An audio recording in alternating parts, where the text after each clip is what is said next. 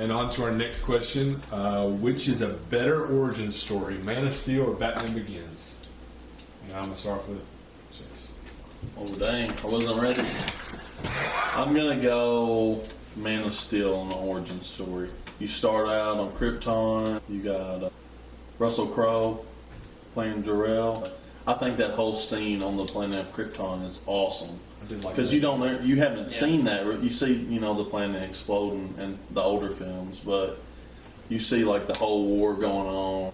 What's going on with their planet, and then I think you see Clark Kent growing up in Smallville with his dad.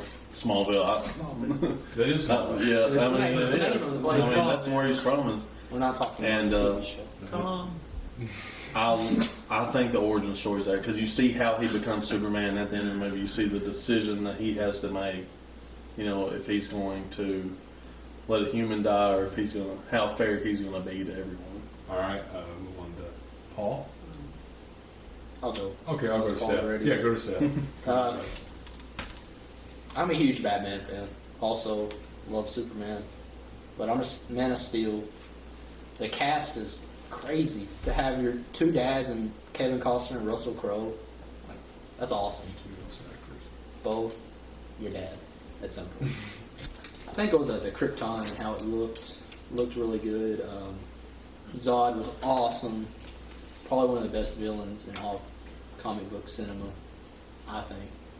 And it's sad that he had to go, but it was good. Setting up for a future thing. I'm going to go back to the villain argument. Michael Shannon as Zod is just killer. So you're picking Man of Steel? I'm definitely going with Man of Steel this route. The destruction in this movie for me was something that stuck out. Is just how wild it was. I mean, it was just like building after building after building and city, and it's just so fast paced. Really went out with a bang, literally. As far as staying true to its roots, I definitely think Superman, because I really didn't know a whole lot about the Ra's al Ghul and the whole the dark League of Assassins. The League of Assassins. Yeah, I didn't really wasn't too familiar with that. League of Shadows. It's a big time. Or was it League of Shadows? Yeah, League of Assassins is an arrow. Ah. All right, I'd like to see 1 point from each of you on why it's the best, because I can't give you all a third of a point. Yeah, Destruction in the movie. I guess we can. Destruction in the movie and how the fight scenes. I don't think we'd really seen anything like that up to that point. Superheroes, villains, Zod. He breaks his neck, snaps his neck in front of a bunch of people in the library, something like that. Sorry, spoiler. Yeah, if you haven't seen Man of Steel by now, leave that. All right, so destruction is Destruction. Yeah. For me, kind of what he said, breaking the neck, pushing Superman to a limit he almost never goes to, and taking someone's life. That was epic. Like, epic moment for movies, not just comic book type, any movie. It was epic the way he had to do that, pushed him to that limit. And he knew it was an innocent family or Zod, and he had to decide, and he did. Something Batman, he's never been able to push that in the cinema era. I'm going with the things that what makes the movie better.